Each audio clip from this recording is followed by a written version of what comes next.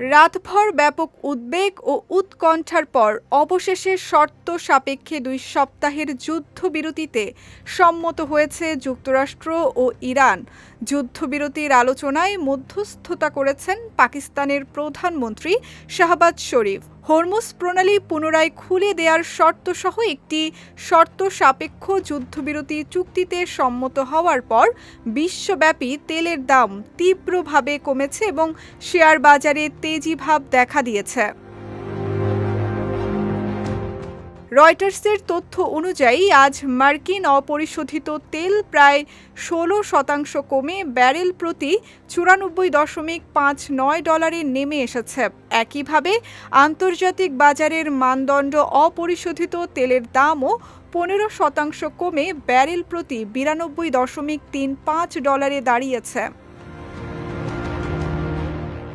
বিশ্লেষকরা বলছেন, মূলত যুদ্ধের আশঙ্কা কমে যাওয়াই এ বড় পতনের প্রধান কারণ। এর আগে পরিস্থিতি ছিল একেবারেই উল্টো।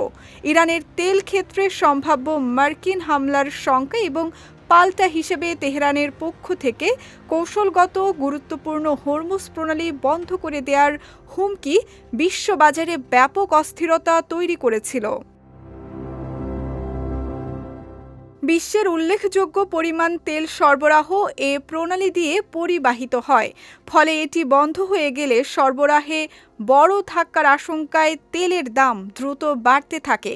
তবে যুদ্ধবিরতির ঘোষণায় সে শঙ্কা আপাতত কমে আসায় বাজারে স্বস্তি ফিরেছে। তবে বিশ্লেষকরা সতর্ক করে বলছেন, বাজারে স্বস্তি ফিরলেও যুদ্ধবিরতি কতটা টেকসই হবে তা নিয়ে এখনও অনিশ্চয়তা রয়েছে। কারণ ২ সপ্তাহ পর পরিস্থিতি আবার উত্তপ্ত হলে তেলের বাজারে নতুন করে অস্থিরতা তৈরির ঝুঁকি থেকেই যাচ্ছে।